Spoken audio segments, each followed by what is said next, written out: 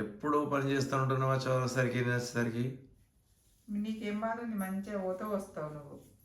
పండగ పనులు స్టార్ట్ అయినాయి, నువ్వు వస్తేవి మెల్లగా సన్నగా ఇప్పుడు.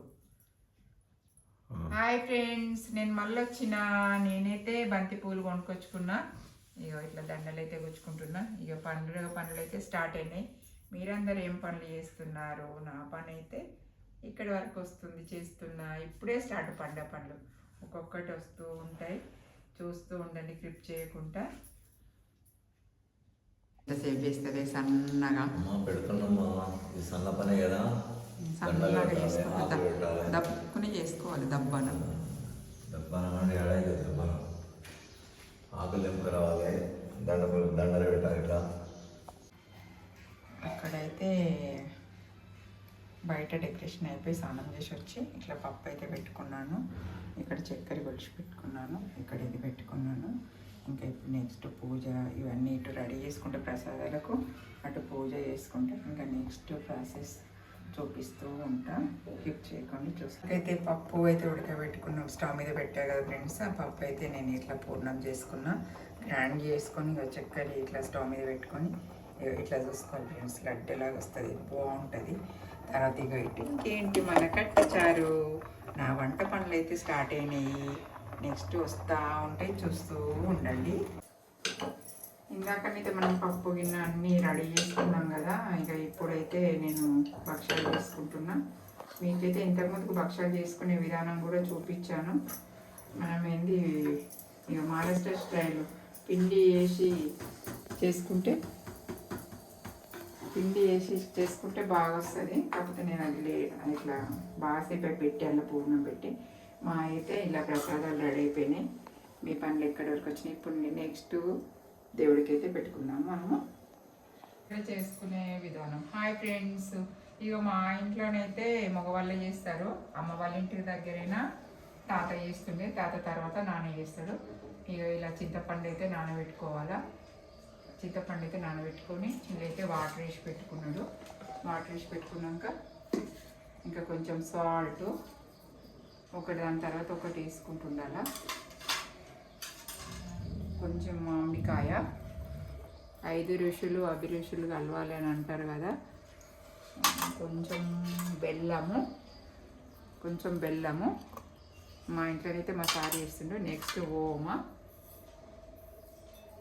మేమైతే ఇలా పచ్చడి చేసుకునే విధానము. మా సార్ అయితే పచ్చడి చేస్తుండే. ఇప్పుడు ఇది తయారైనాక దేవుడి దగ్గర పెట్టుకోవడము. దేవుడి దగ్గర పెట్టుకున్నాక మేము ఇలా తాగుతాము.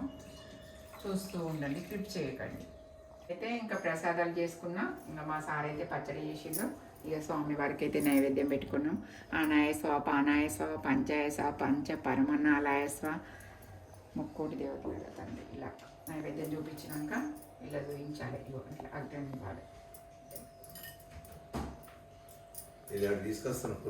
ఇలా చేసుకోవాలి మనమైతే.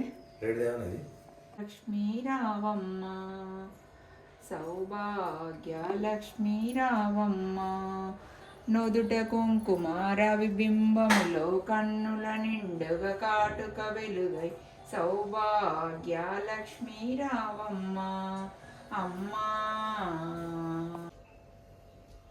పూజ అయితే అయిపోయింది. ఇంకా నెక్స్ట్ మేము పచ్చడి అయితే తీసుకుంటున్నాము. మా ఇంట్లో పెద్దవాళ్ళు అయినాకనే ఎవరైనా రావాలి. 3 ఎవరికి అనుకుంటున్నారా? నెక్స్ట్ ఎవరున్నారు మా ఇంట్లో? మాల్లుడు ఉన్నాడు. వీడియో తీసే వాళ్ళు ఎవరు? మాల్లుడే, అందుకే కనబడతలేదు. నెక్స్ట్ వస్తాడు. మేమైతే పచ్చడి తాగుతున్నాం. పచ్చడి తాగినాక నెక్స్ట్ టిఫిను ఇవన్నీ తినేస్తాము. తర్వాత వంట. మీరేం చేస్తున్నారు? మీ పనులు ఎక్కడి వరకు వచ్చినాయి? గంగమేల్ కూర పప్పు బాగుంటుంది. ఇప్పుడు మనం తీయగా తిన్నాం కదా. ఇంకా ఇక బెండకాయ ఫ్రై.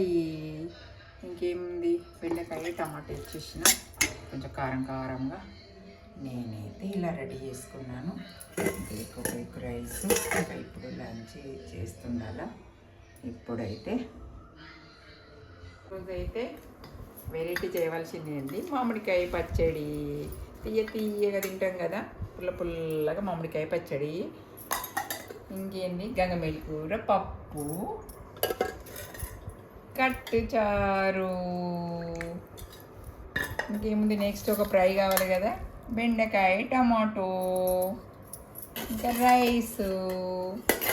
మన ఇంట్లో ఉండేది ఏంది, గడ్డ పెరుగు.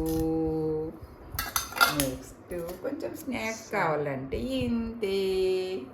చూస్తూ ఉండి క్లిప్ చేయకండి, మేమేం తింటాము, ఎవరికి ఏం నచ్చుతో చూస్తూ ఉండండి.